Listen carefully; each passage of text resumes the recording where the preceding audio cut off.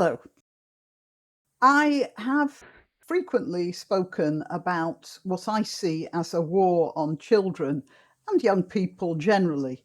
And often the young people themselves are recruited to war against themselves, which is, well, both ironic and heartbreaking. And we have another example of that here at St Andrews University in Scotland. The thing that really upsets, well, I can't say it upsets me most, but I find it very distressing. Scottish education used to be well known as the best in the British Isles. Outside, like, places like Oxford and Cambridge, almost any Scottish university could outstrip an English one, St Andrews, Edinburgh, Glasgow. They were well known for being specialists in various fields and having a great reputation for intellectual rigour. And that's all gone by the board now. Scottish education now, especially the school education, is slipping well below that in England or indeed even in Wales. Sorry, I didn't imply therefore that Wales was bad, by the way. I'm just saying we're always comparing Scotland with England. Wales too, it's just gone down and down. This is since the SNP, Scottish National Party, got in. It's not only a matter of funding, it's a matter of attitudes. And here we see some of the sort of attitudes I'm talking about right here in this headline. St Andrews University students' fury, well, at least they're sensible enough to be angry about it, as they're told they must pass diversity and consent modules before they can begin studies, and are marked wrong if they don't accept their personal guilt. And what it means is that students who refuse to toe the line don't go to St Andrews University, basically. And then the idea that a student has to, mea culpa, mea maxima culpa, before they're even allowed onto the sacred grounds. Well, okay, here we are. Students have blasted St Andrews University, and yeah, good, for enforcing diversity modules before they're accepted on courses. The institution in Fife, Scotland, which topped the Good University Guide this year, said prospective students had to accept personal guilt. That is, they're stained. It's an original sin before they can even get into the college. The university said the modules had been requested by students, were put in place years ago, and denied reports on them being introduced recently. They'll have to forgive me if I don't believe them. Yes, there may have been some vague modules at some time, but I don't think it was quite in this form. It comes, but the fact is that I've not checked on this, and it may be that those modules have been there all the time. So then you can ask, well, why don't you believe what they're saying? And that's another thing we have to think of, because now I don't believe anything any of these institutions tell me. And that's very bad for society, isn't it? Because when you've got to check up on absolutely everything, it slows you down in every way. Okay, it comes as a raft of schools, universities and companies bow to pressure to run the controversial training programs. But this is the point. Pressure from whom? Where is this pressure coming from? It's not coming from people like me who might be sending children to school. It's not coming from the children who are going to school. It's coming from small groups of people who have a financial interest, mostly in running diversity courses. They're the ones who are pushing for these things. And when universities bow to pressure from these people, they're not bowing to a general upswell of political and social opinions. They're bowing to small, vocal pressure groups who have a social or financial advantage in making people feel insecure, and by offering them remedies for the insecurity they then feel. So I'm trying to think what that reminds me of. I'm sorry, it sort of reminds me of the Catholic Church, who gives you all these sins that you commit and then offers you absolution from them. Um, I sometimes get a bit annoyed with that sort of thing. Okay, Britons are being forced to take courses on anti-bullying, anti-racism and climate change despite questions over whether they work. For sure, a bully knows that he or she is being a bully. It's not that they don't know. The people who are being bullied know they're being bullied. Now, there may be some mechanism in place to give support to people who are being bullied, but telling bullies that it's wrong to bully is total nonsense, because, as a matter of fact, it might give them hints on the best ways to do it. Academics and politicians have hit out at the schemes, warning they're a form of indoctrination. What a form of indoctrination! They are indoctrination, and stifle free speech, as if that's not being stifled enough already. St Andrews modules ask students to agree. So they give something and then oh, that reminds me.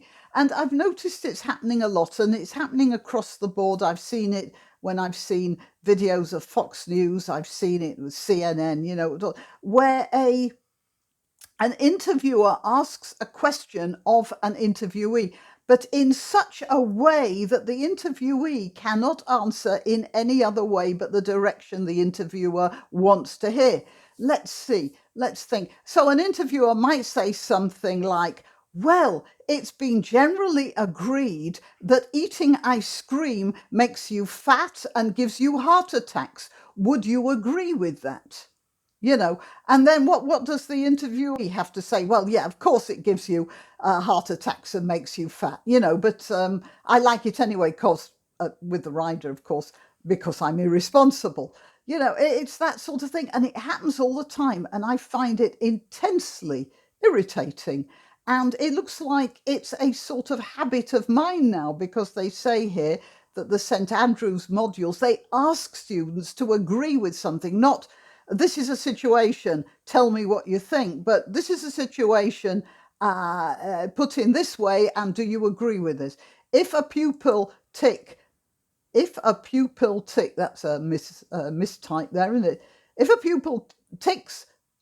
pupils tick that they disagree, then they're incorrect and are forced to redo the course if they get too many wrong. And by wrong here, we're saying they don't give the answer that the questioner wants to hear. Another question in the test reportedly says, does equality mean treating everyone the same?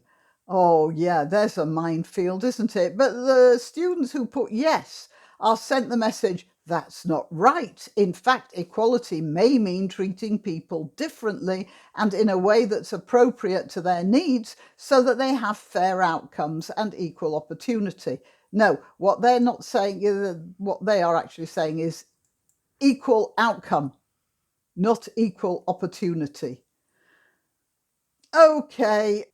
It says here, the Scottish University is not the first to move towards these courses, with Kent also making students complete bizarre induction training. That's a nice way of putting it. I approve of this reporter. Who is this person? Even with James Gant. James Gant, well said. Bizarre induction training is lovely. It gets pupils to take a module which suggests wearing oh, yes, this is pretty famous. It asks if you wear second-hand clothes and use swear words without attracting opprobrium, then you are relying on white privilege. Okay. But you see, here we are. Now, for instance, when I started doing YouTube, I was the models I had were people like Sargon. And he swore at the time, he swore all the time. He used very strong language.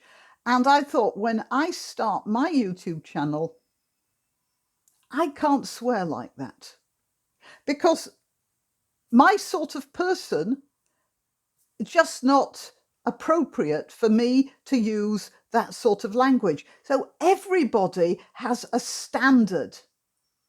And for instance, I don't use strong swear words, but occasionally I do. And for that reason, they come out with much more impact than Sargon, who used the word beginning with F almost every sentence.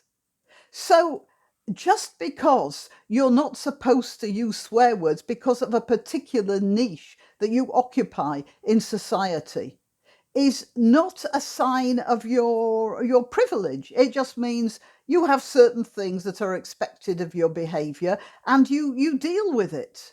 We are not all the same. And it's nice if it might be nice if we were, but actually, now I come to think of it, when we're not all the same, that's diversity, isn't it? I don't mind not being able to use that word beginning with F in every sentence. There are so many ways I can imply somebody is a little shit without using other swear words around it. I think I probably just made my point. Yes. All right. So here, here's a wonderful bungle of the English language again. The modules, would, hang on. Who says a spokesman for St Andrews said, with exception of the good academic practice training, all of these modules were introduced at St Andrews in response to clearly expressed student demand. Well, it might have been expressed. I doubt it was clear. And I'm not so sure it was students either. Our students pushed for the mandatory consent module. Look, who's running this asylum anyway? The inmates or the doctors? You are the people running. It doesn't matter what the students say. You decide what modules you're going to give to them. And if they don't like it, they just don't come to the university. But there'll be plenty who would. I mean, they're now showing how much they dislike it, aren't they? The modules were developed to align. Now, this is beautiful English. Hey, let's just appreciate this. The modules were developed to align with St Andrews' strategic priorities, brackets, parentheses, sorry, diversity, inclusion, social responsibility, good academic practice, that'll be the day, and zero tolerance for GBV. I don't know what GBV is. And help develop skills and awareness valuable to life at university and beyond. Did that make any sense? To you? Because my brain started to melt down at GBV. I had completely forgotten what the beginning of the sentence was by the time I got to the end of it. Somebody asked me in a comment under one of my videos, what constitutes good English? And it's a reasonable, because I'm constantly talking about how English is being mangled. It's not so much the mangling of English. You can use long words and be perfectly clear, or you can use short words and be perfectly clear. The point is, you have to be perfectly clear. It doesn't make you more intelligent if you use a lot of long words that people lose track of. And use acronyms and initials, which sort of cut out the uninitiated, because that's all this is. It's jargon, and jargon is there to cut out the uninitiated and make the people in the in-group feel like they're included and they're part of a an Illuminati type of group that the others don't know anything about, the ignorant people on the outside. In our experience, students recognise the value of these courses, and we have encountered only one complainer in the past 5 years. I doubt that. I doubt that. And the fact that it says here students are complaining about this means that there are more. By this word encountered, I suggest you probably mean took seriously, listened to, and noted. Right, well, that's it. Part of the war on children. Who is this woman? Pictured, Vice-Chancellor Professor Sally Mapstone. I'm sorry, but she does have a very self-satisfied, smug sort of smile on her face there. I mean, it's difficult to tell from a photograph, but I have my opinions. At least I have them, even if those opinions might not get me into St Andrews. Why not treat yourself or a favoured relative or friend to these magnificent examples of merch? The mugs and t-shirts come in the Graniopteryx design or Grambo with a firearm or the more deadly knitting needles. Go to www.graniopteryx.com and whatever platform you're watching this on, please click like, subscribe and share, share, share.